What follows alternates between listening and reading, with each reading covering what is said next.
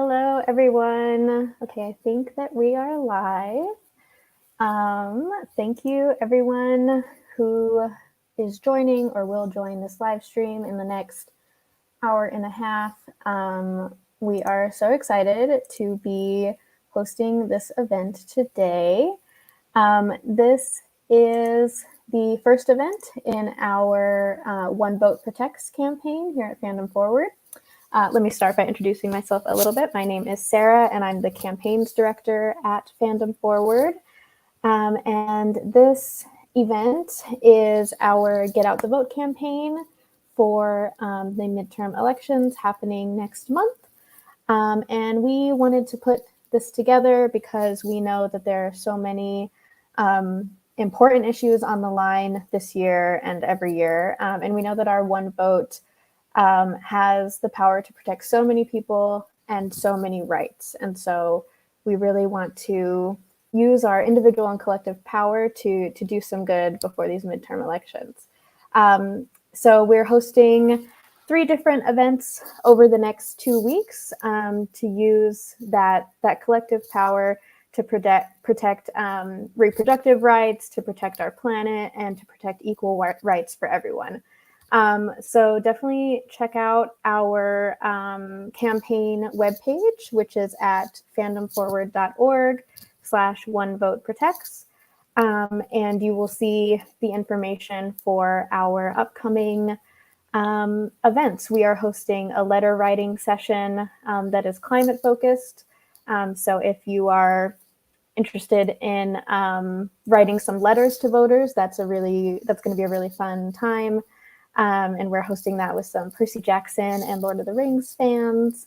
So it's going to be really fun. And then we are hosting another phone bank about an amendment that's happening in Nevada that will help protect equal rights for everyone. So that is coming up as well. So check out our webpage for all that information.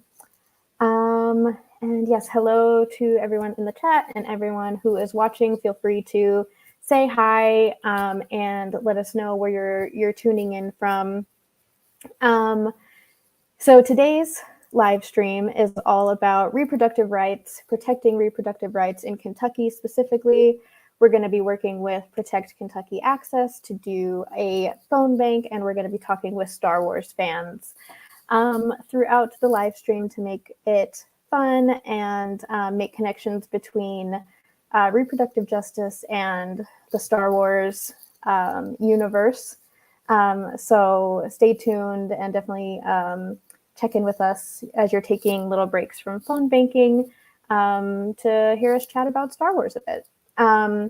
But before I bring on our first guest, I just want to say a few housekeeping things about the YouTube live stream.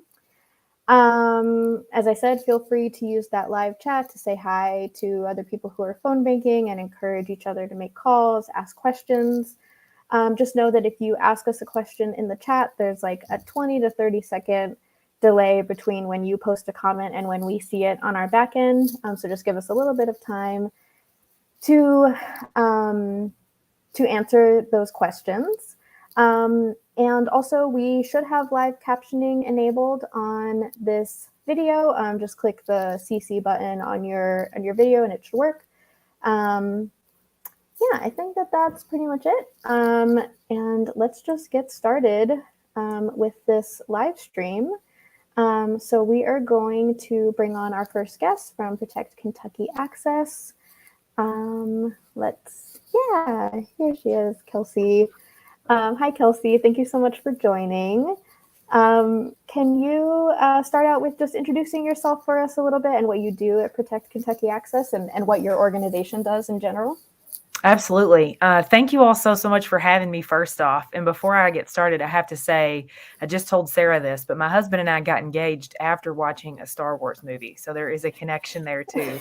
But as Sarah said, my name is Kelsey Coots, and I am the organizing director for Protect Kentucky Access.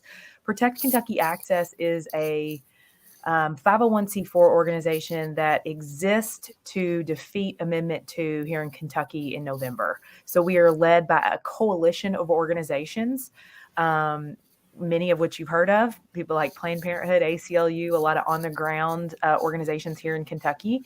And we are fighting back so we can win in November. So again, I'm lucky enough to be the organizing director and just so happy that you all are here to make calls with us today. Awesome. Yeah, I love that, your group kind of, it seems, exists specifically to work on this one amendment and to defeat it. So before we get into like the nitty gritty of the phone banking, can you tell us a little bit more about what Amendment 2 is and why it's so important that we make these phone calls today? Absolutely. In the training in just a second, we will go over, you'll be able to see the specific language, which I will read to you now, or read to you in just a second. But in Kentucky, our ballot is, we're a vote no campaign, right? So we have the choice, or Kentuckians this year have the choice to add a constitutional amendment or not, we hope not.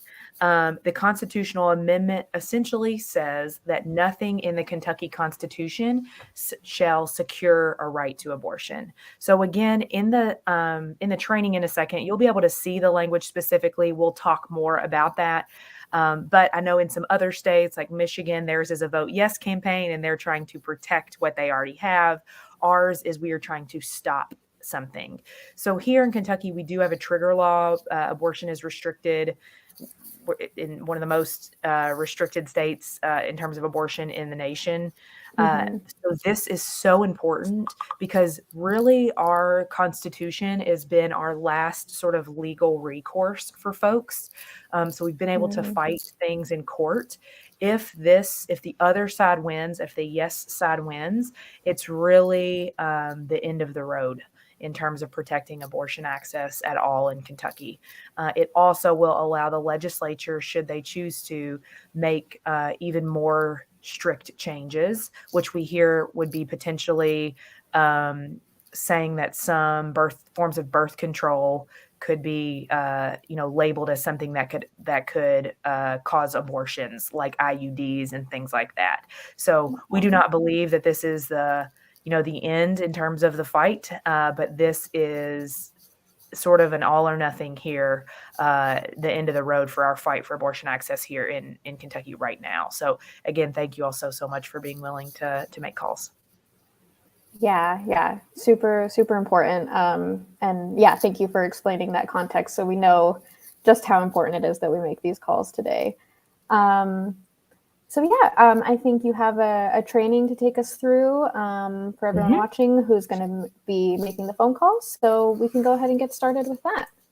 All right. Yes. So we're going to go through here. I do want to say, if you all have questions throughout this, please do not hesitate to ask in the chat. We will make sure that you all feel as comfortable as possible as we're going through this. So I think I've just shared the slides. There we go. So this says, please mute your computer. Obviously, this is, I can't see you all, so that probably doesn't make sense for you all. But again, welcome so much, welcome and thank you so much for being here. Our organizing team's core values and sort of the thing that leads us is we want all of our volunteers to know how your time is valued and how much we appreciate you, because we could not do any of this direct voter contact across the state if it wasn't for volunteers. So know that we value your contribution, whether you have time to make calls for 10 minutes or you can stay on with us for an hour and a half. So again, just thank you for being here. In just a second, here is how this is going to go before you get calling. I'm going to show you the ballot language. I'm going to show you what scale to win is. That's the tool that you're going to use. Super, super easy, which will then show you how to log on, how to hang up, and then we'll, of course, go over the script and what we would like for you to say. Again, if you have comments, please put it in the chat because we want you to feel as comfortable and as prepped as possible before you start your calls. Okay, so here is what our ballot language in Kentucky actually says, what people are going to be voting on. When they go to the ballot box, it says Amendment 2, and this is what voters will read. Are you in favor of amending the Constitution of Kentucky by creating a new section of the Constitution to be numbered Section 26A to state as follows? To protect human life, nothing in this Constitution shall be construed to secure or protect a right to abortion or require the funding of abortion. And then voters can vote yes, meaning add this to the Constitution, or no, meaning do not add this to the Kentucky Constitution. Really, what you want to focus on here is that word nothing. The coalition of people that are going to vote no is very large. It could be people that consider themselves reproductive rights activists, and it could also be a lot of people who identify as pro-life. I don't like to use that term. That I feel like that's what our opponents use, but they consider themselves, maybe they have complicated feelings about abortion. However, this ballot measure says nothing shall secure the right to abortion, which means there are no exceptions for rape, no exceptions for incest, no exceptions for life of the mother. If there were, it would say that here. So many folks, especially on the doors and on phone calls, they think that this is too extreme. Like 80% of Kentuckians or something like that think that this is extreme.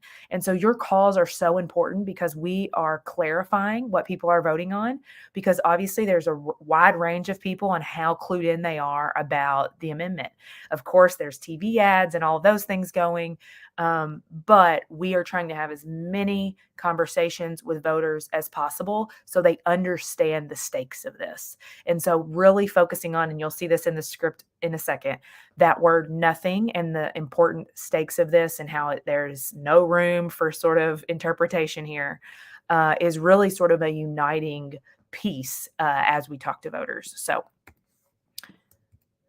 whoops. So in just a second, we're going to log in, or you're all going to log into Scale to Win. Scale to Win is what we call a predictive dialer dialing system that we use to quickly reach voters. So instead of taking your phone and dialing a number and hearing it ring and ring and ring, and then leaving a voicemail and then hanging up and then dialing the next one, Scale to Win calls the voters for you and connects you with people who have already picked up. So you're going to essentially dial in once and then not hear the ringing and just be connected to people who answer. So it's a lot more efficient for you, a lot more pleasant for you, and we're able to make a lot more calls. So instead of like one volunteer being able to make like 20 calls, volunteers can make hundreds of calls in an hour.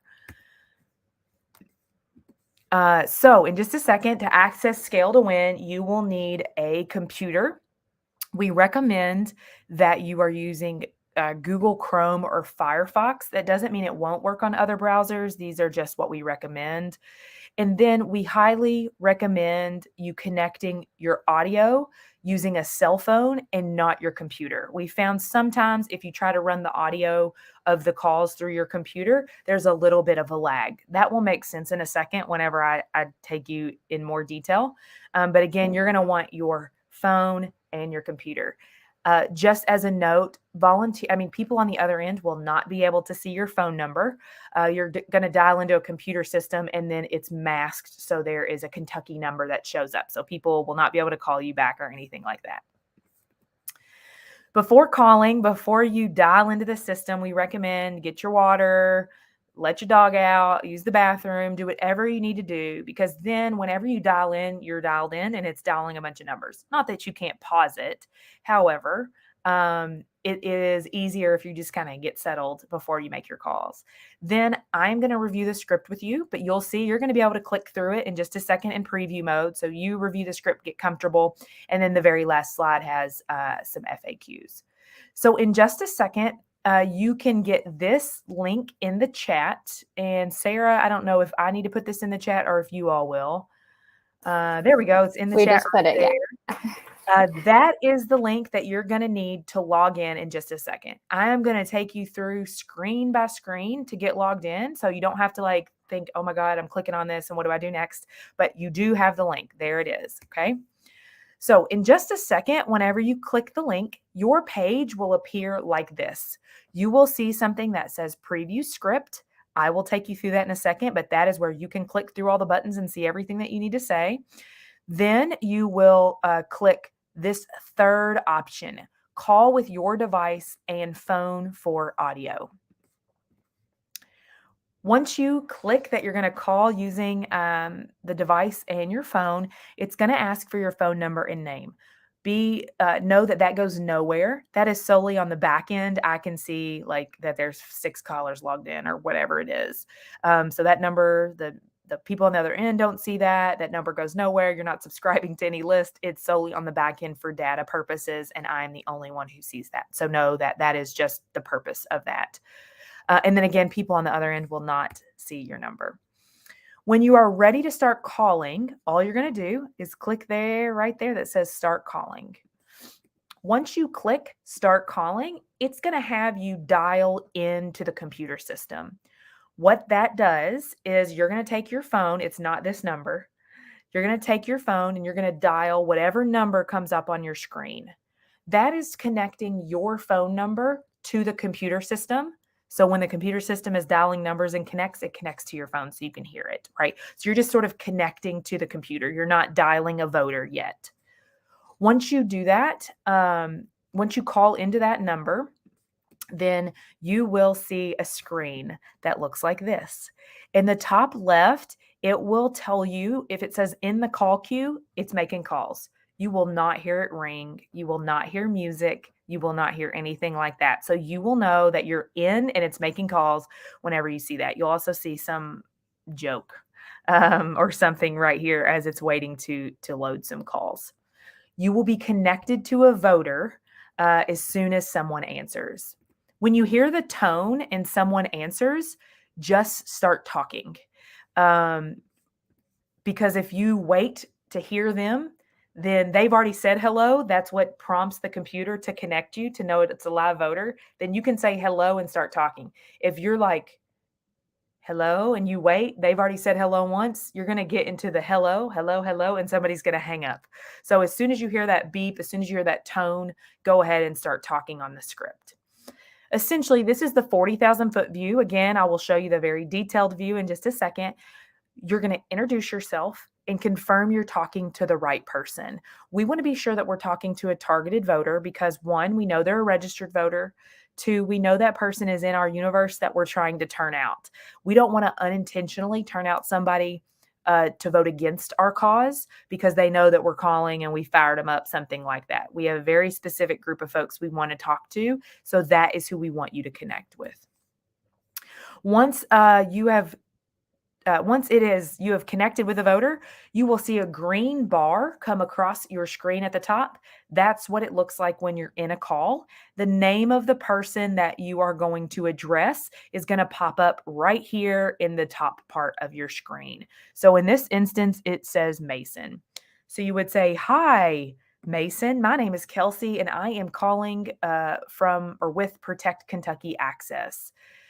Then we're going to continue with the script and you're just going to press buttons. And the next part of the script, again, I'll show you in more detail in just a second, is going to pop up. So if you can just read what's on the screen and press the right buttons, that is all you have to do. Once you confirm that you're talking to the right person, so hi, Jennifer, this is Kelsey with Protect Kentucky Access, and they answer and they're Jennifer, then you will continue with the script. This is, again, 40,000 foot view. You're going to tell them a little bit about Amendment 2, which will be written right on your screen, which I'll show you just in more detail in just a second. And then you're going to explicitly say, can we count on you to vote no on Amendment 2 in November? And then we're going to want to be quiet and we want to hear an answer from them. You're going to get a couple choices. You, of course, they're either going to say, whoops. There we go. They're either going to say, yes, they are definitely voting no, or they're going to say they're voting yes, or they're going to be a lean. I'll show you what you should say there in just a second. Either way, regardless of whatever the person answers, you are just going to click the corresponding button on your screen. Once you reach the end of the script and you are done with a call, you are not going to hang up your phone because remember, your phone is connected to the computer. You will click end call in the top right, and that will just hang up with the person that you're with and advance it to continue ringing. If you hang up on your phone, you're going to have to dial back in again. So you'll just dial in one time on your phone, and then you use the computer for everything else. If you do need to end your current call, I just said that. Don't hang up your phone. If you do hang up the phone, however, if your dog is losing their mind, or if you're like me and you have a toddler and something's going on, you got to hang up, totally fine. What will happen on your screen is you will get a prompt that says resume calling. And when you're ready to start calling again, you just come back, click resume calling. It will prompt you to dial back in. Okay. So that is the gist of how you log into the system. Now I want to take you a little bit more specifically and pretty quickly into the script. So I'm going to stop sharing my slides here and I'm going to switch over to the script, which is just put in the chat. Thank you for that. It is also going to be, like I said, on your screen right here. So if you are logged in, or not, if you are on the call link, then you're going to see this button here that says preview script. It says up here, script preview mode. You are going to be able to click through all this as if you were on a call to confirm that you feel comfortable with this. So I'm going to take us through it really quick. Hi, is this Sarah? Sarah would say yes, right? You would click that you are talking to the right person. Obviously, there are other choices here if you are not talking to the right person. If you're talking to the correct person, it's going to take you to the next part of the script. This is Kelsey. I'm a volunteer with Protect Kentucky Access, the coalition working to defeat Amendment 2 on the ballot in November. How are you doing today? Do you have just a minute to chat?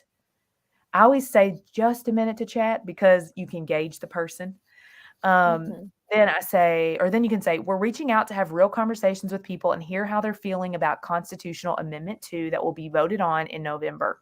If it passes, it would mean losing control of our private medical decisions. It would allow for a permanent ban on abortion in Kentucky, with no exceptions, not even for rape, incest, or life of the mother. We know that the majority of Kentuckians do not support this amendment, so we are calling today to encourage people to vote no on Amendment 2. Are you planning to vote no on Amendment 2 in November? Then you're just going to click what they say. If they are, yes, they're planning on voting no, so they're supportive of our side, you'll click that. If they're not on our side or if they are unsure, that is what you will click. So if they are supportive of our side, here's the next part. I'm really happy to hear you're voting no on 2. Why is it important for you to protect access to safe and legal abortion? Or you could even say, I'm making calls today because at Protect Kentucky Access, we're building a grassroots statewide campaign that can win in November, but we're always looking for more people to join us. We have some upcoming volunteer events. Would you be interested in canvassing or phone banking with us? If they say yes, you will click yes, then lead them through the rest. Essentially, what will happen is you are going to be able to text them a script. This is not you texting them on your phone to their phone. The computer will send them a text. So again, 40,000 foot view, you make the can we count on you to vote no ask, and then that leads you to a volunteer ask, and that's it. Really quickly though, I will take you back to if somebody says that they are undecided, 9 times out of 10, we're finding if we get people to talk with us, they are talking themselves into our position. So we want to have conversations with people. If you feel like people are talking to you in good faith, continue the conversation, right? That's why this next piece is a little long. So they might say, oh, I don't know, the amendment is, the election's far away, something like that. Can you tell me more about that? Or you can say, lots of people we talk to don't know that if amendment passes, it paves the way for a total ban on abortion with no exceptions for rape, incest, or life of the mother. Again, that's a little repetitive from what we just said, but gets the point across. That's the point, right? Mm-hmm. We've seen it happen already in other states. Does knowing that change anything for you? And then we want to listen. There's other talking points. So how do you feel about government mandating control? So there's a couple of these that you can use. You can say whichever one you feel comfortable with. Then after you sort of give information again, you're going to ask again, will you commit to voting no? Hopefully you have then moved them to a no vote, or they may say, I'm still unsure, or I'm a no vote. I'm going to vote yes. Then of course you'll just mark what they say. Okay. I do want to just take a second to say, hold space to meet people where they are. The majority of these calls, we believe, are going to be people that are on our side. They just are maybe a wide range of how often they vote. whether they vote very regularly or they vote maybe once every 5 years. However, you also may have a couple folks who have heard some of the other talking points or are in church. They believe personally on our side, but they've heard other talking points in other settings, and they're asking questions. They may say something you don't personally agree with. Just hear them out. Remember, our goal is to get them to a no vote. It's not to necessarily be right or convince them of something we personally believe, other than we want them to vote no. Okay. And then finally, if somebody says that they're going to vote yes, so they're just automatically on the other side, then it does go ahead and see if you can continue talking to them. However, you can gauge if you think that person is potentially movable, or if not. If not, then you can say, have a nice day. Thanks for being a voter, however you want to end the call. And then you can go ahead and end the call. So that is sort of up to you to gauge. So going back, before you call, remember that you are going to be able to preview the script yourself. So just how I clicked through that, you can do that before you even start calling. Okay. In closing, for me, I am going to be here in the chat to help answer questions if any come up regarding something Kentucky specific or something that somebody gets asked. But know that you have the script.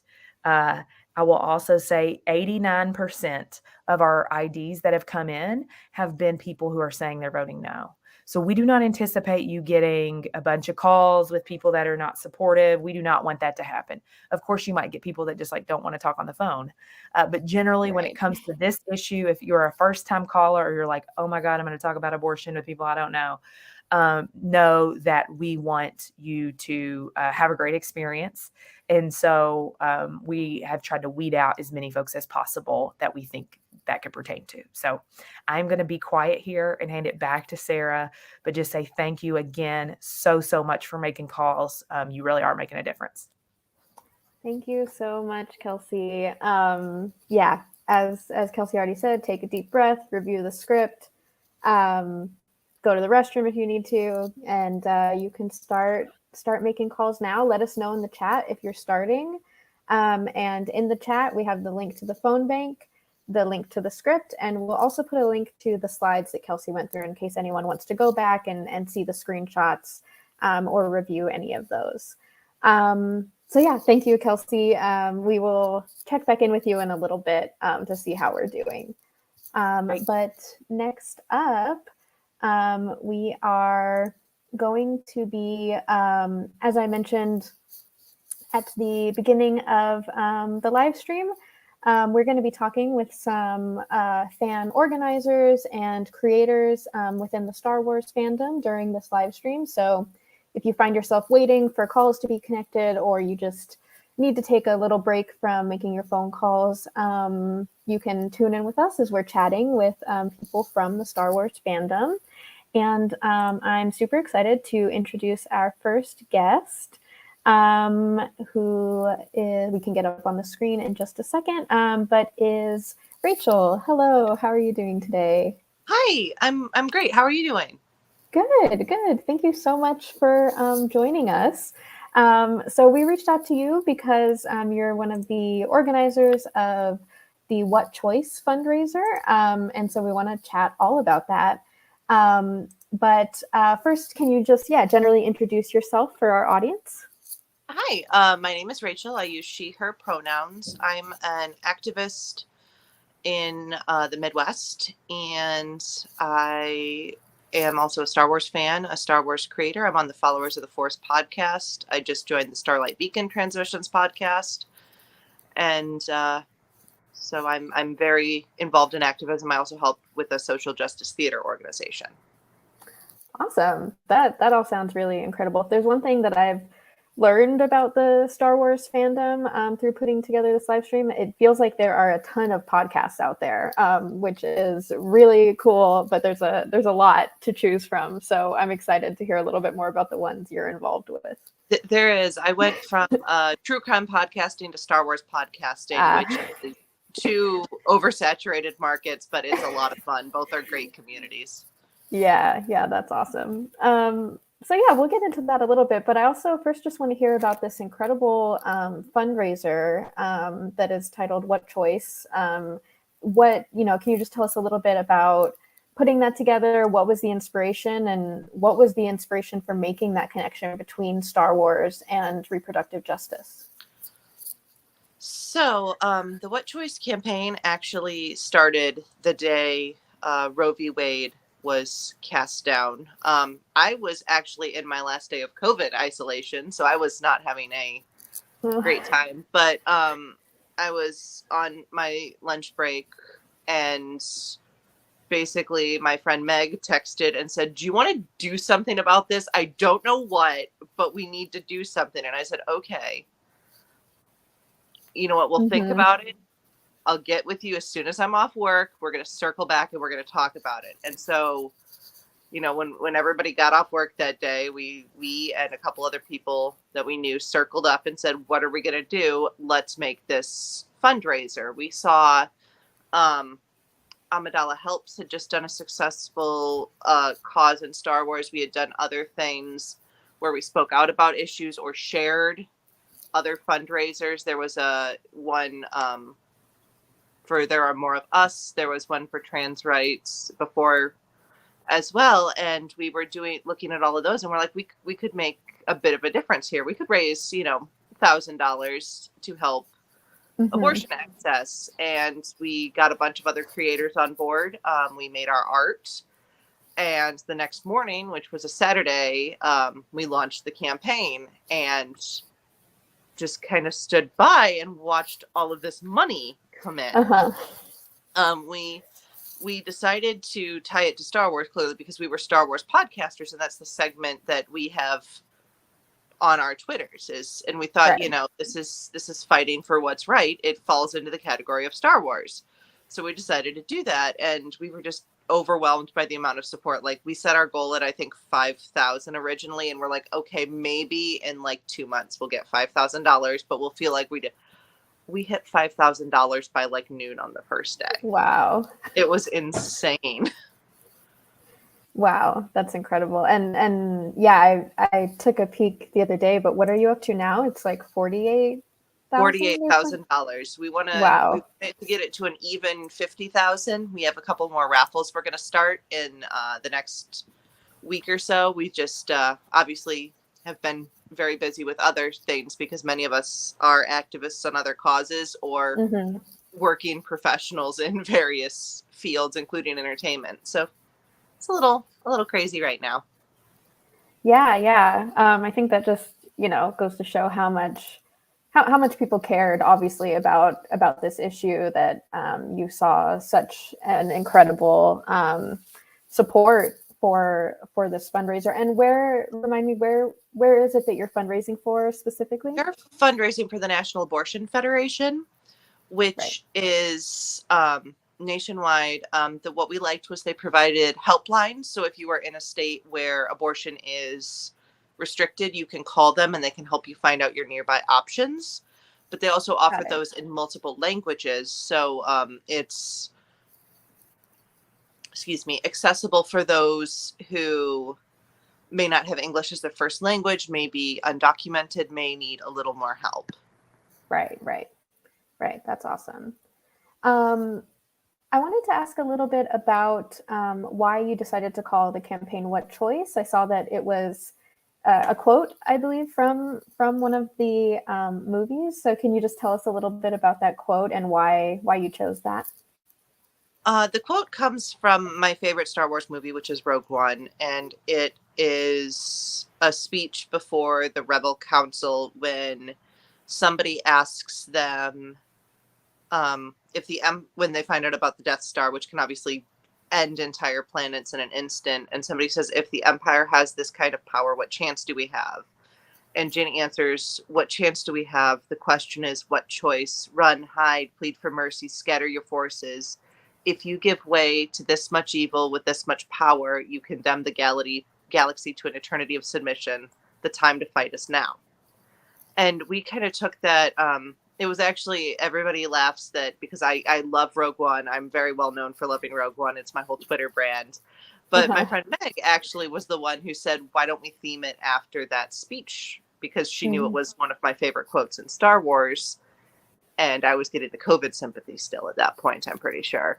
But also, it's really a good quote for this issue, because there's this idea of, well, they've ended Roe versus Wade. What can we do? There's nothing we can do. It's over. And it's, what chance do we have? The question is, what choice? No matter if it's plausible, if it's wise, or but it's the right thing to do, to continue to fight for reproductive rights.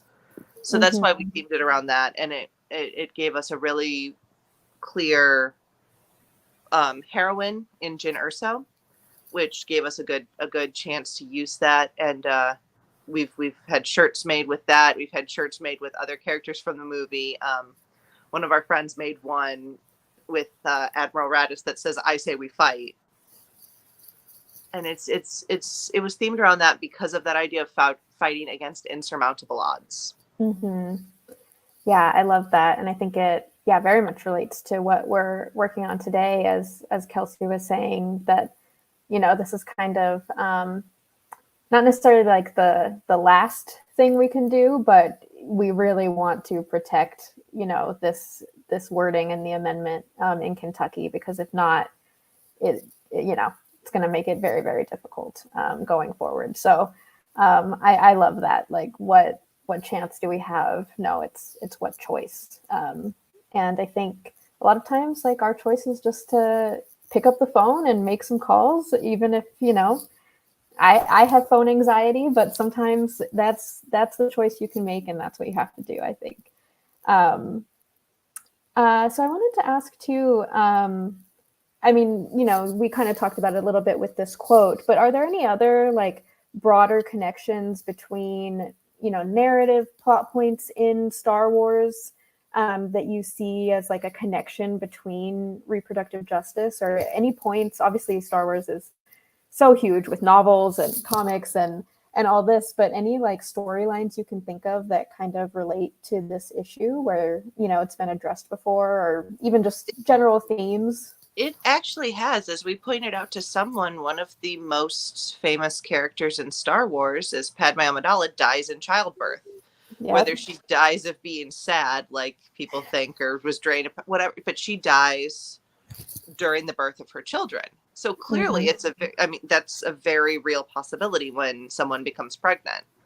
But also the theme of control is very apparent in Star Wars. Control of different groups of people, control of the Empire. We see that now with Andor airing, obviously tying back into Rogue One. But that idea of that overarching fascism that wants to control every aspect of these lives. And that's what these laws are doing. They're controlling people's choices and people's lives.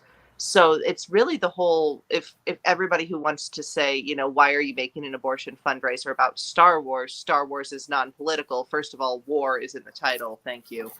Right. It's literally about this. It's the rise of fascism, the rise of control, and everything involves that when people's bodies are being controlled by draconian laws. Yeah. I was definitely thinking about Padme as well, kind of, when I was crafting this question and her whole storyline. Yeah, definitely agree with all of that. And kind of a similar question, but, our campaign here is all about how our one vote can protect so many different issues, reproductive justice, the climate, trans kids, access to the internet, even like just when you vote, you're voting for so many different things that can help protect people in your community and yourself. And so what do you think Star Wars kind of can generally teach us about, using our power and using our voice and our vote to protect? I think Star Wars is great to show that, because so many instances of Star Wars are that one person started speaking up and everyone followed. Like that one voice is what started. Going back to Rogue One, the idea that Bodhi Rook defected from the Empire he was one person that said, I can't live with this, and defected. And then from that, the rebellion took down the Death Star and was able to win. So that one person started it. When you see in Rebels, Mon Mothma chooses to make a speech that says she's, this is what the Empire's doing. It's one person's voice that starts a path to rebellion. Whether it's that when Padme Amidala calls for a vote of no confidence in the prequels, her one voice. And at the time, your voice doesn't have to be someone powerful. She was a 14-year-old girl. Right. Those one voices can start the path to your future. In the sequels, if that's your trilogy, Finn is one voice that turns away from the First Order and starts working with the Resistance. So there's always that idea that it doesn't matter who you are or how big your voice is, but being that one voice is something you can do. Yeah, I love that. Just sometimes just takes one person, and sometimes in the real world it takes a community, but there's one or a few people that start that community, just as you have with this fundraiser, which I think is so awesome. We have a few more minutes left, but I'm curious, just for you personally, like what drew you to Star Wars in the first place? Why do you love this franchise so much? I actually came to Star Wars fairly late in life. I was in my early to mid 20s when The Force Awakens came out. I'd seen one or two Star Wars movies. I thought they were okay. But The Force Awakens came out and I loved that movie. And I went back and watched the other 6. And what drew me to Star Wars is the themes of rebellion and resistance and fighting for what is right, which took me forward when 2016 happened and the world changed to the Trump administration, and suddenly we saw the possibility of access to many of our rights being denied. And Star Wars has kind of seen me through that, but that's what drew me to it, the rebellion and the resistance, which has taken me through the past couple of years, and the defeat of Roe versus Wade, me coming out as queer. All these things were easier when I remembered that idea of one person fighting for what's right and that you can rebel. I actually have the rebellion symbol is on my forearm. It's a tattoo. Oh. So. Awesome. Yeah, I love that. Obviously I work for this organization, so I am just love when I hear other people's stories of how like fandom has like influenced their personal lives, and made our journeys different or easier or more interesting. I think it's so cool. So really quick questions before we wrap up your little segment here. What would you say to the people out there that are making phone calls to keep encouraging them to call right now? First of all, thank you so much for doing this. I personally am not a person that likes phone banking. I've done types of it before, but it's a hard thing to do. And thank you so much for doing it. And just keep it up. I know it's hard. I text banked for Biden in front of the election. Got a little weird there for a couple of times. It's hard. It's really rough, but I really appreciate you all doing that. And sometimes it can be very good when you can have a conversation and actually change someone's mind. And that's really what people need, is sometimes that personal connection to change their mind. I actually talk a lot. I have a cousin who grew up deep in a church and believed abortion was wrong and everything. But as she started reading the things I posted on Facebook, she came to talk to me and we talked about each thing and coming around, and she realized that what she'd been taught was not what she truly believed. So having that personal connection with someone makes all the difference. So thank you all for what you're doing. Yes, I second all of that. Well, thank you, Rachel, so much for joining us today. We've put the link for the fundraiser in the chat, so everyone definitely go check that out. Is there anything else you want to plug or let people know about that you're working on? Not really. Just if you could check out What Choice, and when Followers of the Force comes back from our hiatus, check us out on there. And if Meg's coming on, because I saw she's coming on in the chat, yes. She's on the podcast too. So hi, Meg. Awesome. Thank you, Rachel. Thank you so much. Yeah. Great. Let's see. All right. So yes, that was Rachel from the What Choice campaign. Again, links to the Twitter and the fundraiser are in the chat. And everyone, in case anyone is joining us kind of midstream, we're making phone calls today with Protect Kentucky Access, and all the links for the phone bank, the script, and the training slides are in the chat if you just scroll up a bit, if anyone is getting started right now. And as we are making these phone calls, we're also chatting with some fan organizers and creators from the Star Wars fandom. So I am very excited to welcome our next guest from the A Larger View of the Force podcast. Hello, welcome. Hey, hello. Hi. So to start out, can you both introduce yourselves for our audience? Yeah. You go first. Hi, I'm Meg. I do various things in the Star Wars fandom. You might know me best from my Bo-Katan tweets. Sure. Hello. Hello. And hi, I'm Devore, and I am the host of A Larger View of the Force, a Star Wars podcast. Awesome. Yeah, so can you, as I was telling Rachel when she was just on, I feel like there are so many different podcasts in the Star Wars fandom, which is super, super cool. But can you tell us a little bit more about your own podcast? Yeah, sure. So A Larger View of the Force is really a show that is about the connections that we can make to Star Wars on a couple different levels, some of them being kind of personal, so certain characters or stories that particularly matter to either to me or the people that I have on for various sorts of reasons, but then even connections that we can make at a kind of larger level to the world itself. So I talk a lot about on the show, like the intersection of Star Wars and politics and about history and all these other ways. Like I just did an episode, the last episode that came out was an episode about the intersection of Star Wars and history. And we've gotten to there a lot about like the influences on Star Wars, like in the 1970s or the original trilogy, and then the events of the early 2000s with the prequels and all that. So yeah, so connections both at a kind of individual level and then sort of scaled up onto a kind of more global level, like what's happening in the world. Meg? Yeah, I also do some podcasting. Yeah. I host a show called Now This Is Lit, and we focus on, my guests focus on Star Wars books and Star Wars stories. And really what the show is about is those making Star Wars and those experiencing those Star Wars stories that are being made. And it's really about how Star Wars books and comics and fan fiction and things like that kind of impact those of us who are reading them and creating them and what they mean to us and why they're important. So, yeah.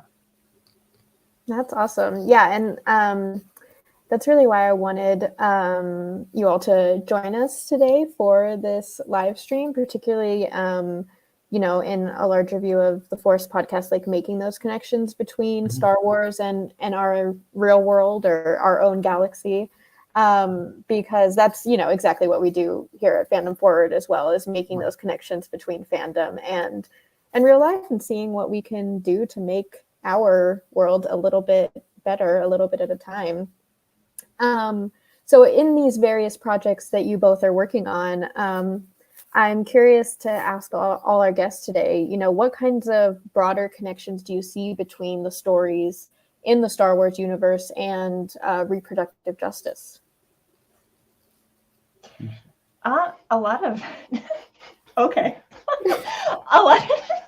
a lot of Star Wars stories overall are really about choice and about characters, and therefore us relating to those characters, feeling empowered to make our own choices and feeling empowered to you know, decide things for ourselves and decide how we want to impact the world and whatever that might look like for us. And you know, when you're watching Star Wars and you see all these heroes and everyone, you know, running around the galaxy doing all these different things, it's very easy to get lost in that. But so much of these stories are about who am I? Why do I matter in this universe? And what why is making choices for me important to the larger story of everything. That's what I think about a lot when with a character like Rey, who at the end of The Rise of Skywalker chooses her own name and her own history and where she wants to go forward, because it's about what kind of legacy we can leave and how we get there and the choices we make along the way. Yeah, I would absolutely second what Meg said. And then when you look at like the struggles between the struggles that happen in Star Wars, like the fights between good and evil, when we look at like the dark side and the Empire, and like what do they represent? Well, they represent things like control and tyranny and possession and domination. You have something like the First Order in the sequel trilogy that is explicitly founded on this idea of we want to go back to this earlier time of the supposed glory days of the Empire. And it's our heroes who are on the other side trying to fight for freedom and liberty and democracy and giving people the opportunity to decide how they want to live their lives and so on. And so I think there are very explicit and strong connections that you can make between the kind of struggles that we see, the kind of big galactic struggles in Star Wars, and then an issue like, for example, fighting for reproductive choice and bodily autonomy and things like that. Mm-hmm. Yeah, I didn't think about it exactly in those terms, just about, the choice aspect being the connection there. But obviously we were just talking with the What Choice, Rachel from the What Choice campaign. Mm-hmm. So yeah, and that's a word that we use a lot in terms of reproductive justice. So those connections are definitely there. And yeah, thank you both for those answers. And kind of similarly, maybe your answers will be pretty similar for this, but our campaign here is called One Vote Protects, because we're talking about how our one vote can protect so many different issues and so many different people. And so what do you think Star Wars can teach us about, maybe our responsibility or our, why we should use our one vote to protect others? I mean, I think, there's a couple of lessons I think that you can get out of Star Wars. I think one of them is the power and the ability for everyone to make a difference. Like a lot of Star Wars storytelling is about you get the kind of the big people, right? You get like the Skywalkers and you get Jedi and you get senators, but then a lot lately, like particularly in the last couple of years, like we've gotten so many stories in Star Wars about the ordinary people and the way that they can make a difference. So somebody like Rogue One, somebody like a Bodhi Rook, he's just a pilot, just an Imperial pilot. That's all he is. And he just makes this choice, as I think he says in the movie, like he listens like in his heart to what he thinks is right, and he makes the choice to help Galen Erso, and that has all of these cascading consequences. Or like in the sequel trilogy, somebody like Finn, again, ordinary guy, nameless stormtrooper, and he just makes the choice, and he goes into battle, like, this is not right, I can't do this, and he decides to leave. And then you see like how that has an effect over the whole course of the sequel trilogy. And so I think there's that power of like, you might be just like a regular person, but you still have the ability to have these big effects. And then also I think like one of the things that Star Wars reinforces time and again, it's usually in the context of like our bad guys or a lot of the villains, is like there's always the opportunity or the ability to make a different choice or to make a better choice. Like there's always the opportunity to be better and to do better and to turn away and to like do the right thing. That avenue, that opportunity is always there. Mm-hmm. Yeah, and I think adding to that, you don't always know how one little thing that you might do that you don't think is a huge deal can make a larger impact later, because there are so many people like you who are just one person doing something that seems so small, but when all those things come together, it does make a difference. Think of Star Wars Rebels, where you start out with this one group of, this one group who individually, they don't seem like, that they're that extraordinary, but look at all they've accomplished by the time you get to the end of the show, and look at all of the people that they meet and impact along the way. It's every little thing that you do matters. It may not always feel like that, but it does. You never know what you can do today and how that'll change things for the better and in bigger ways than you could ever imagine. Yeah, definitely. And I think when we're talking about voting, so many people think, oh, it's just my one vote, what's it going to matter? But we definitely see, and even on, or especially on like state level, city level, elections, sometimes these things are literally decided by one vote. And as we're saying throughout this campaign, and as you've just said so perfectly, yeah, I mean, your one vote and your one action does have an impact, and it does definitely matter. I wanted to ask also to both of you, like, what drew you to Star Wars in the first place? What is kind of your Star Wars origin story, and why do you continue to kind of exist in this fandom? Really, for me, it was, I started out watching the movies like so many of us do, but then I got into the books and I realized like this universe is so much bigger than that. And still, I continue to pick up these stories and read them. And if you're someone like me who's already into books in general and kind of gets into like the Star Wars segment of that, it's so easy to draw different connections between these fictional stories that we're reading and how they reflect back to our real lives, as we already talked about today. And they mean so much to me. And I grew up with Star Wars, and I could not have avoided that just because my dad's been a fan forever. But like being able to at some point kind of take ownership of that and kind of make the fandom my own and make it matter to me. I've met so many great people through it, and the stories, like every new story we get, there's something about it that just is so meaningful to me. And to have this universe that speaks so loudly to so many different things and so many different experiences, it's important to me. It always has been, and it always will be. Mm-hmm. Yeah, so I also, again, like many people, started on the movies when I was a kid, and like of course at the beginning, I'll admit, being a kid, like I was there for the the lightsabers go burr, like that's the thing that I was in Star Wars as like 9, 10, 11-year-old kid. Yeah. But I think the thing that kept me in Star Wars, and as I got older, was really kind of the themes, and like particularly like as I started learning more about the influences on Star Wars and the way that George, drew on like the Joseph Campbell idea of like, all story, like it's all one story being told in all these different ways. And I think that allowed me to start thinking about like, what are the kind of more, like what's the kind of deeper mythic story that is being told? And then also like from that extension, like what can we, like, how can we connect Star Wars to our own experiences and our own lives and to other stories that we may also read and consume and enjoy. And it was that ability to like start with Star Wars and then branch out into other things, make connections to other things that I think has really kind of kept me a fan all these years. Mm-hmm. Yeah. And Star Wars is such a big fandom in the sense, there's movies, there's TV shows, animated and live action now, and books. And for Meg in particular, I'm curious because you mentioned really liking the books or kind of branching off into that. Is there like one you would recommend for people who are maybe newer to that side of the fandom? If you can choose just one.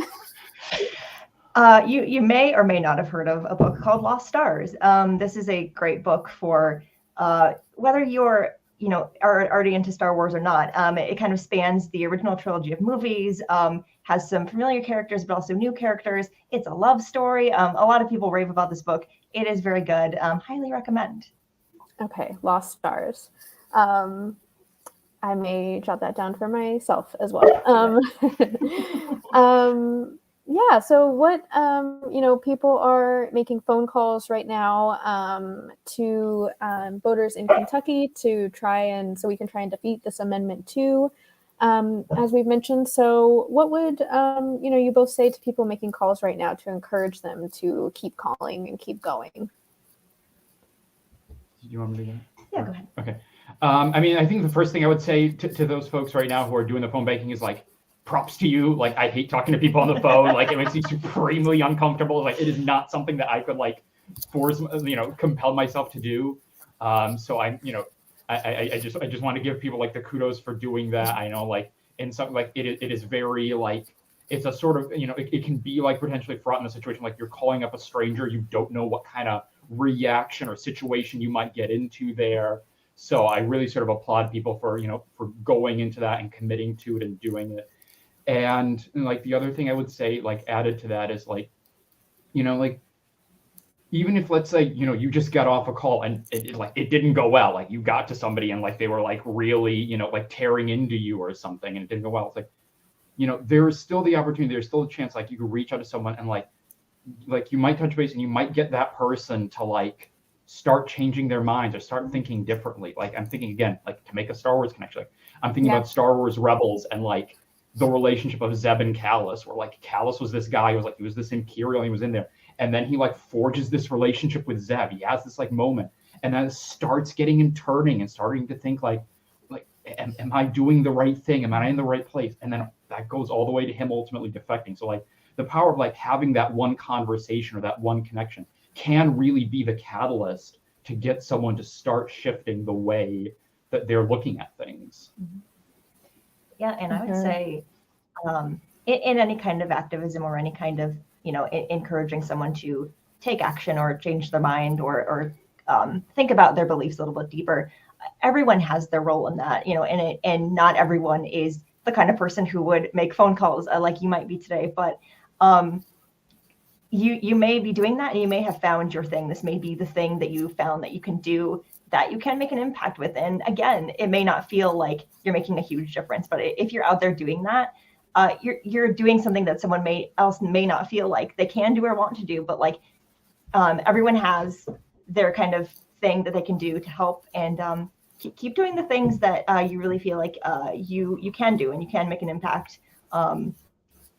It matters. It's important. So don't ever forget that. Again, every little thing counts. Yeah. I mean, we've been saying one vote protects, but one call also protects, or one letter written protects. Any type of action that we can do, and definitely agree that the real goal of phone banking, I think, is to try and have those genuine conversations with other people, and just when someone gets a phone call, they know that the volunteer on the other end is taking the time out of their Saturday to make these phone calls, and just that is impactful. So thank you both so much for joining me today. It was lovely talking to both of you. Is there anything else you want to plug or let people know that you're working on? Maybe if you want to mention your various podcasts again and the Twitter handles, that would be great. Or anything else you want to plug? I am working on my weekly podcast. This is Lit, a Star Wars books podcast. If you're interested in books, in fan fiction, in stories, in me talking to creators and people reading things, and really getting deep into how these stories, make us think deeper and impact us. You can find it on Twitter at Star Wars Lit Pod. That's probably the easiest way to find maybe an episode that you're interested in. And you can also follow me on Twitter at MagDowell if you want to know more about my feelings about the Darksaber, because it's important to me. Awesome. Yeah, so as I mentioned at the top, I host A Larger View of the Force. It's a podcast about Star Wars and the connections that we can make to Star Wars. So if you want to listen to, a Star Wars podcast that talks about, Star Wars and history and politics and philosophy, or Star Wars and non-Star Wars media, you can go check it out. It's available on pretty much every podcast platform, every major one. And you can follow the show and follow me on Twitter at A Larger View Pod. Okay, awesome. Thank you both so much for joining us today. Thank you. Yeah, thank you. Bye. Bye. All right. So now we're going to check in with Kelsey from Protect Kentucky Access again, and just see how we're doing, and maybe ask a few more questions if there are any. But let's welcome Kelsey back to the live stream. Let's see. Hey, everybody. Hi, Kelsey.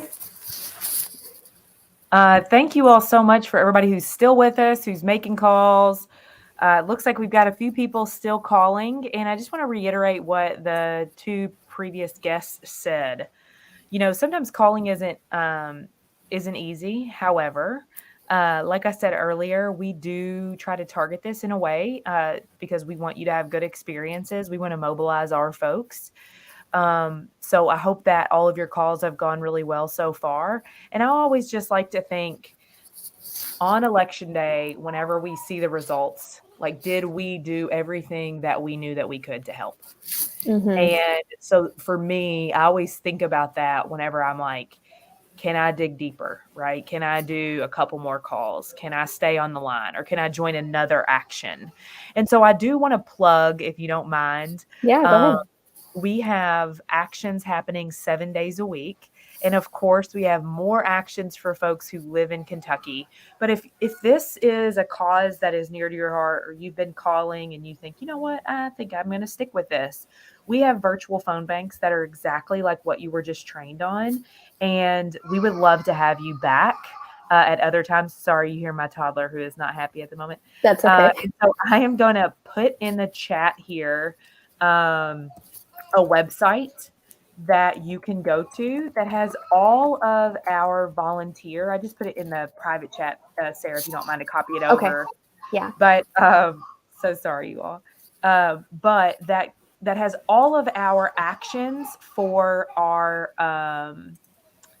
from now until election day. And so whether you would like to do a virtual phone bank, or whether you would like to do some digital organizing, if you know people in Kentucky, all of that is available, and you can find it at that link.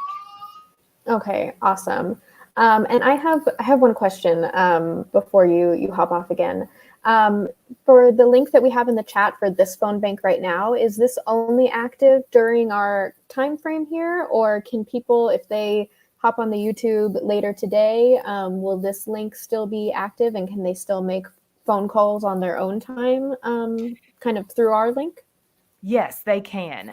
So it Okay. runs faster if, remember, it's like a predictive dialer. So it runs faster if more people are on together. However, it will be open until I think 9 p.m. tonight. Okay. But then if other people want to, or if you see this and you want a phone bank and the link is no longer live, you can go to that mobilize.us/protect Kentucky access and sign up for another virtual phone bank just to get a new link. Okay. Yeah, that makes a lot of sense. Just wanted to ask because maybe people, hopped on and then they have to go, and so you can hop back on to that link for the rest of today and keep making calls. And yeah, then definitely check out the other actions and phone banks that Protect Kentucky Access have going on. So thank you so much, Kelsey. Is there anything else you wanted to mention, or is that it? No, we appreciate you all so much. And whether you have, if this is, sorry, my toddler is sad. She can't come in here just yet. That's okay. If you all, she's with my husband. Whether you all have, 30 minutes between now and November 8th that you can donate to this cause, we would love to have you. We have actions, like I said, 7 days a week, and we have people from all over the country helping, standing shoulder to shoulder with Kentuckians. And so if this is something that we can recruit to have you back, let me just say it again, because we've got a lot of folks, right? This is a statewide campaign, and these conversations matter. Because it helps people make sense of what the amendment is, not be swayed by maybe crazy ads they see, something like that. So this direct voter contact is very, very important. Yeah, and we talked at the top why this constitutional language is so crucial. So yeah, thank you so much again, Kelsey, for helping set up this whole phone bank and for everything Protect Kentucky Access is doing. We'll definitely be checking in with you after the event about how many calls we were able to make, and hoping for the best on November 8th. And we'll keep our audience updated on how it all goes. But yeah, definitely everyone, we encourage you to sign up for even more phone banks if you have the time. So thank you again, Kelsey, so much for all your time today. Thank you. Have a good day, you all. Bye. Okay, so we have one last guest from the Star Wars fandom that we're talking to before we wrap up today. So everyone feel free to keep making those calls. But, you can take a break and listen to us chat if you need a little break from your phone banking. But we have someone from the Amidala Initiative joining us next. Hello. Hi, Chase. It's so nice to meet you, and thank you for joining us today. Yeah, no, thank you. Thank you so much. It's nice to meet you too. And thank you to Kelsey. I think this whole thing's awesome. So thank you for having me. Thanks. Yeah, before we get started, can you introduce yourself a little bit for our audience?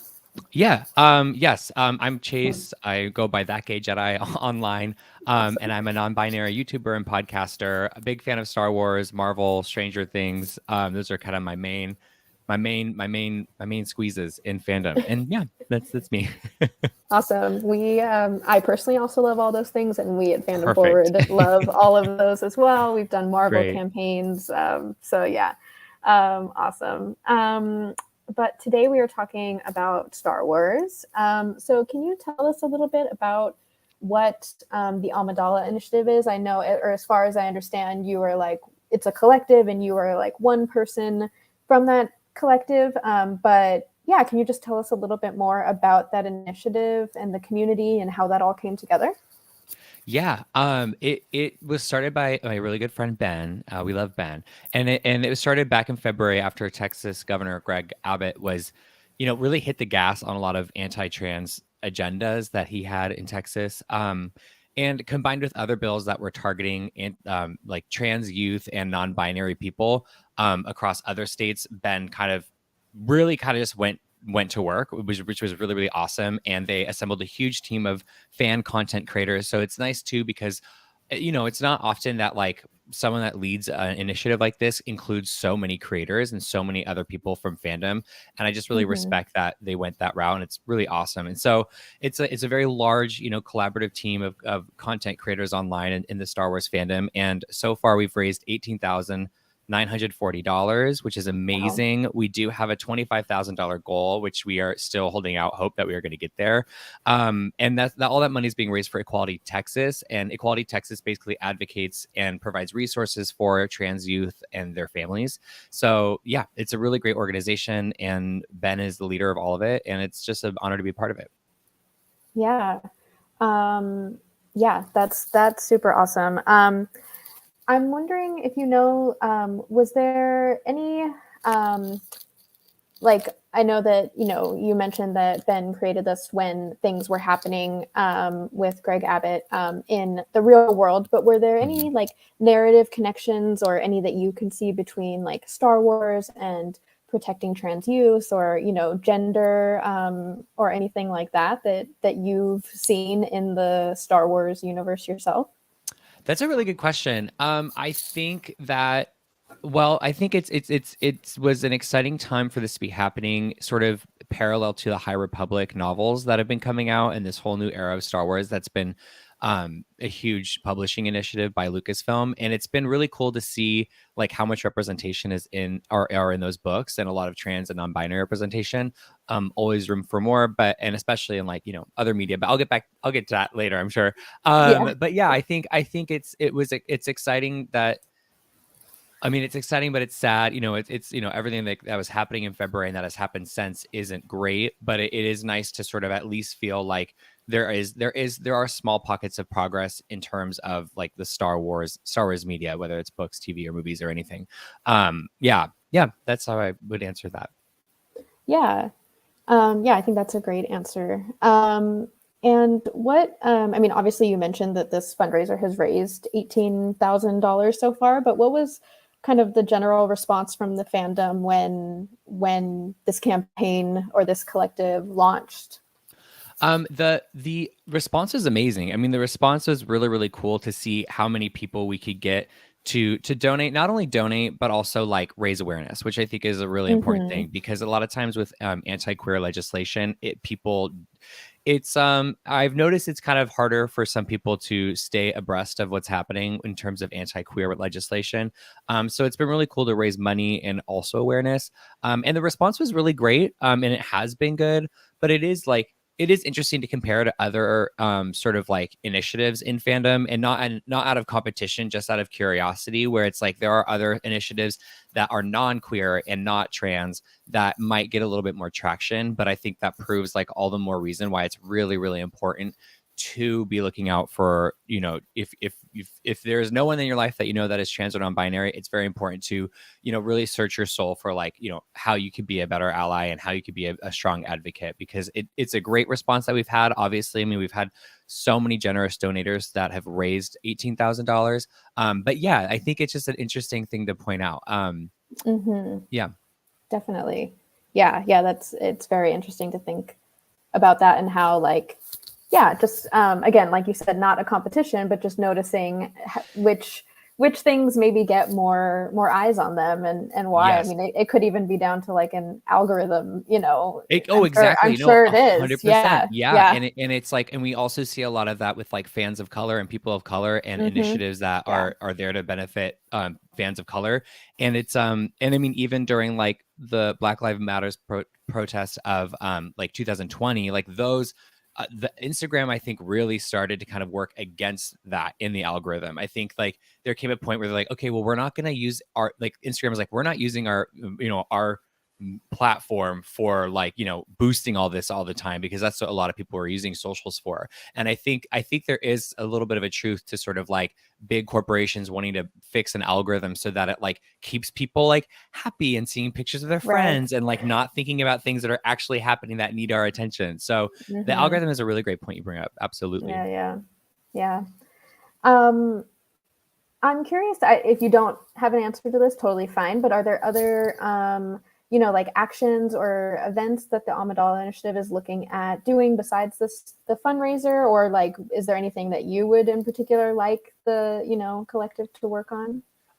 Honestly, we don't have very many like hard plans right now, but I think, you know, come Pride Month, we're probably going to come out swinging again, you know, and really sort of like, because that, you know, it's interesting. We have wonderful allies in the community, but there is like a very real truth to the attention the LGBTQ community gets during June, and we wish we had that attention year round, but June is a very practical month for us to sort of like lean into that, and so we hope to be hopefully doing something in June. Yeah, that's awesome. And today, obviously, we're talking about reproductive rights, and our folks are making phone calls to voters in Kentucky to try and, you know, defeat this amendment too. So I've been asking all the guests, what kinds of broader connections do you see between, you know, the stories in the Star Wars universe and reproductive justice, if any? Yeah, I think there's a lot. I mean, I think first and foremost, like something I've been thinking a lot about with Andor premiering right now is just women in the rebellion and like women's place in the rebellion and forming the rebellion. And even one of the baddies in Andor is a woman, and she's like one of the only people that is like onto the rebellion and is like, there's something happening, you know? So just the power of women in the formation of rebellion and the power of women in Star Wars, I think characters in Star Wars that are women are just some of the best. Like we get such strong women. But I also think that it's Star Wars' absence of like trans and non-binary representation. I think it does like it does an interesting thing where it's like it reminds us, I think, that, you know, bodily autonomy and reproductive rights are for anyone who is able to be pregnant. And that's, I think, a huge thing that we really stress with the Amidala Initiative is like women, it's a women's issue, but it's also, you know, anyone who's able to be pregnant, especially for trans and non-binary people. So I think with Star Wars, in terms of representation, like that lack of representation kind of highlights the fact that, you know, we don't have it in Star Wars, but like it's still a thing that we need to be pushing for. And when we do have it in Star Wars, it might be easier to make those parallels, and we can make them with a lot of amazing women in Star Wars, but also just with anyone who could be pregnant. Yeah, absolutely. A huge important part to be focusing on. And kind of similarly, like, what do you think Star Wars can teach us? Because through our campaign, we're calling it One Vote Protects, because I love that. Thanks. Because, you know, your one vote can protect so many people and so many issues. And I feel like there's a lot of connections between Star Wars and, you know, kind of using our personal power, or in some cases, literally using, you know, there's definitely some famous democracy lines from Star Wars. So what can Star Wars teach us about using our one vote to protect others?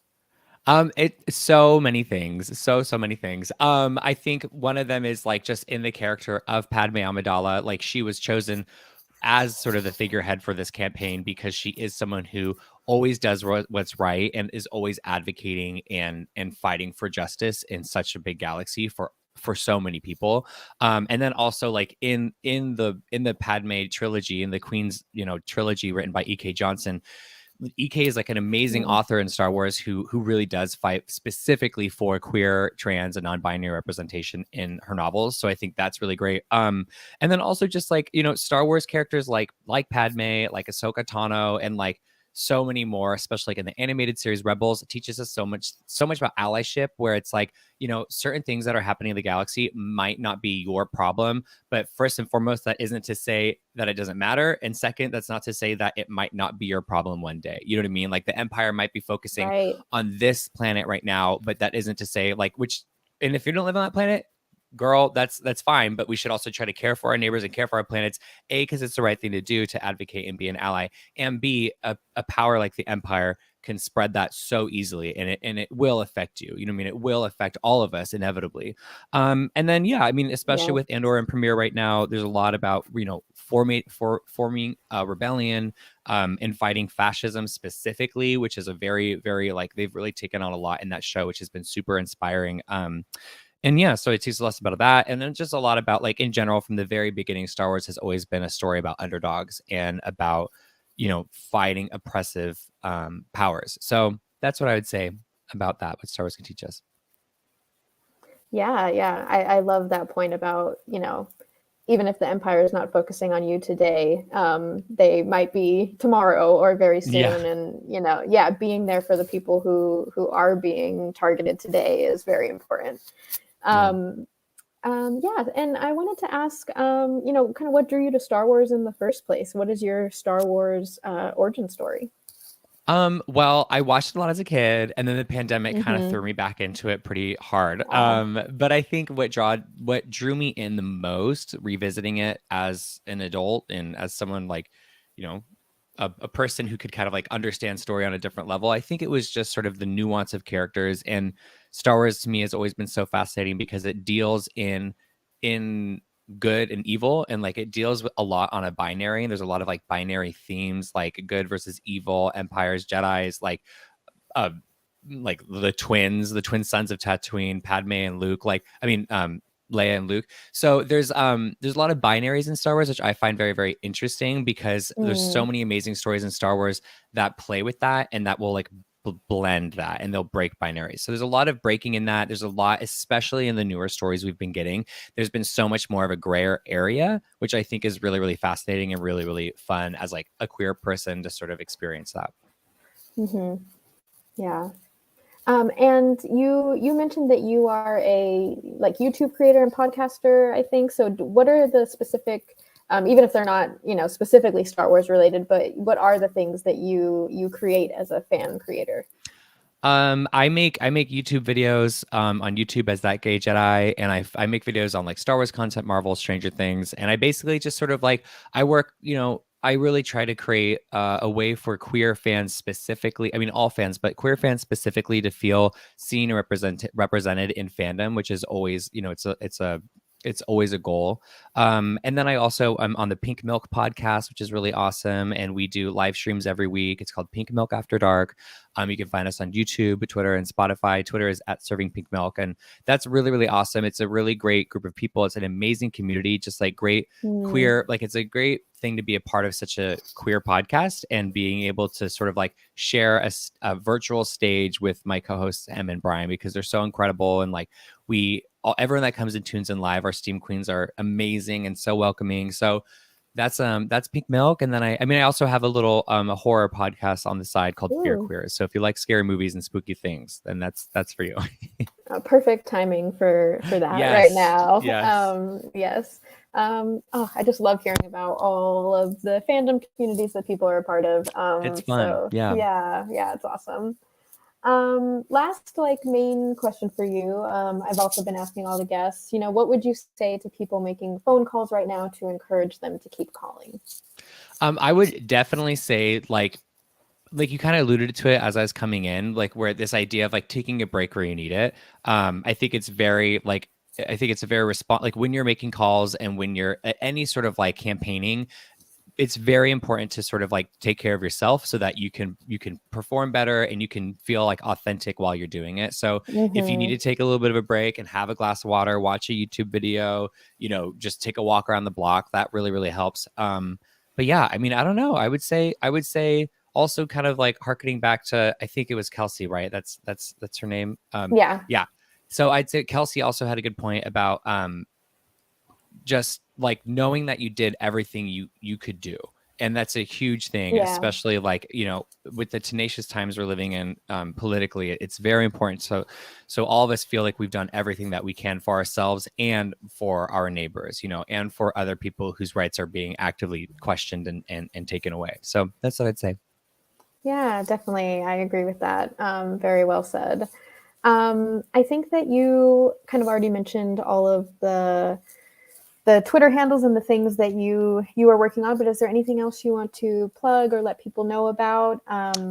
Yeah, I guess I'll just throw out there, like, if you want to donate to the Amidala Initiative, you can, you could go onto GoFundMe.com and search the Amidala Initiative. And you can also follow the Amidala Initiative's Twitter account at Amidala Helps. And yeah, honestly, I would recommend definitely following the Twitter because I think it's a great way for you to stay informed about what's happening. Also check out Equality Texas. Like I said, they're an amazing organization.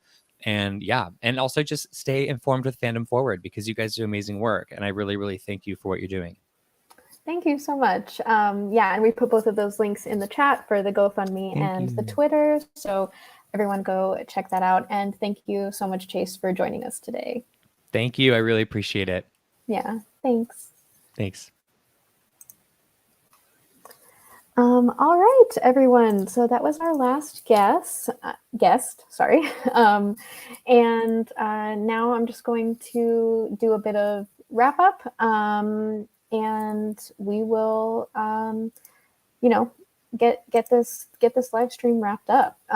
So thank you again, everyone who has joined.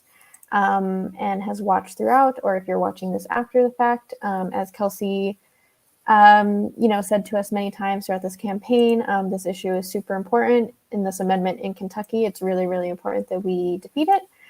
So anyone who tuned in and made some calls, even if that was just a few calls, thank you so much for doing that.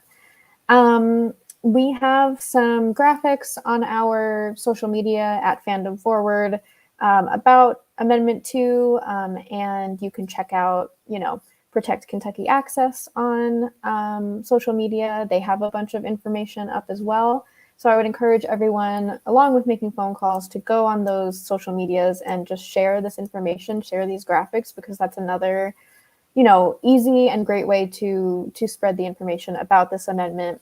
If you know anyone in Kentucky, and you feel comfortable talking to them about this amendment, that would be super great as well. If not, just encouraging everyone especially in Kentucky, to vote.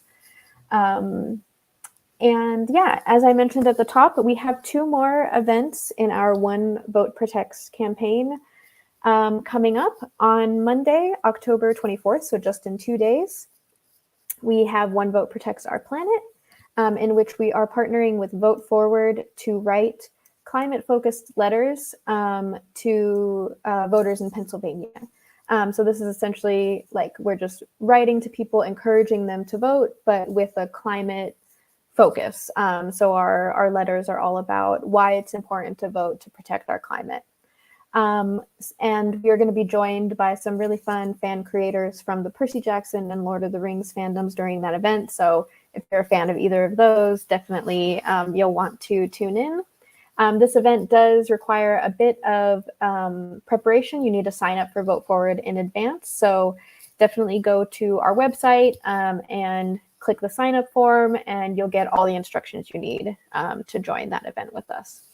And then on November 1st, we are doing another phone bank this time to voters in Nevada because they have an amendment on their ballot this year that is all about, they're basically trying to pass the state's version of the Equal Rights Amendment. So something that secures equal rights for everyone, regardless of gender, sexual orientation, race, national origin, a bunch of things. So we are going to be doing a phone bank to try and get that amendment passed. And that event is going to be featuring fan creators from the Heartstopper fandom. I'm a huge fan of Heartstopper, so if any of you are as well, definitely join us for that.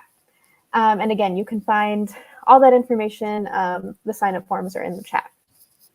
And lastly, if you like these events and want us to keep being able to do them, please consider donating at fandomforward.org/donate. We are a super small grassroots organization, so any amount of donations help us keep these campaigns going. And we have a bunch of merch, really fun fandom activism themed merch at our shop as well. And that obviously also helps us to support our campaigns. So that is another great way to give us a little bit to help us keep these campaigns running. So thank you again, everyone, for joining today and making those calls. Again, you can keep using these links, as Kelsey said, until about 9 p.m. Central Time today, if anyone is tuning into this YouTube after the fact. So that's all from us. And yes, one last thing, as Kelsey also said, definitely go to mobilize.us/protectkentuckyaccess to sign up for more phone banks with them. As Kelsey said, anything you can do, even if it's just half an hour, is super helpful.